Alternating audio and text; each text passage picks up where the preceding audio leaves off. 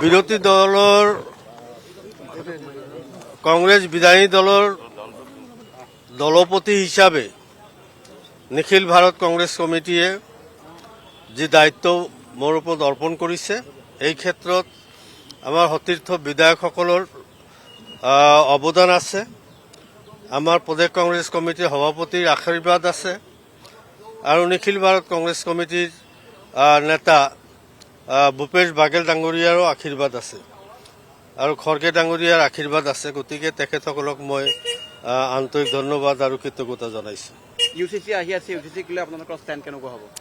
UCC আমি as a whole আমি বিৰোধিতা কৰিম।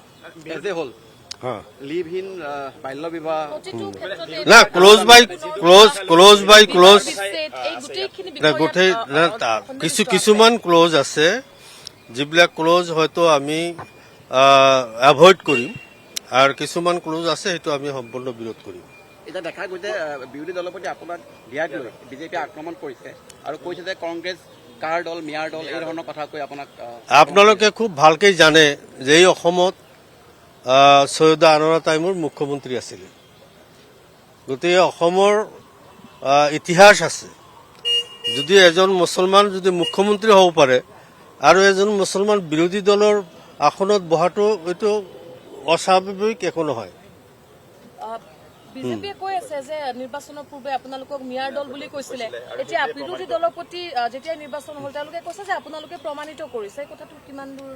না এইটো প্ৰমাণিত কৰা কি আছে? তেওঁলোকে মিয়া বুলি ক'লে আমি মিয়া হৈ গ'লো নেকি?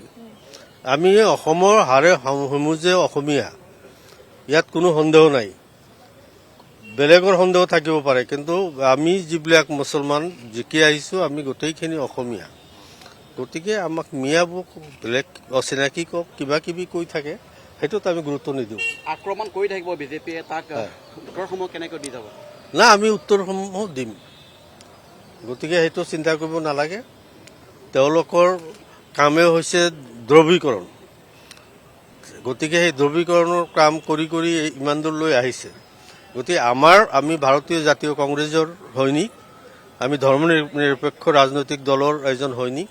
গতিকে আমি ধৰ্ম নিৰপেক্ষ ৰাজনৈতিক দলৰ বিধায়ক হিচাপে আমি অসমৰ বিভিন্ন জনগোষ্ঠী, গোটেই অসমৰ বিভিন্ন জনগোষ্ঠীৰ হৈ আমি মাত মাতি যাম।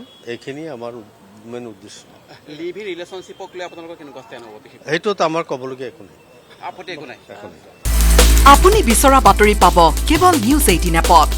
নিউজ 18 এপ ডাউনলোড কৰিবলৈ স্কেন কৰক এই QR কোড। গুগল প্লে ষ্টৰতো পাব এই নিউজ 18 এপ।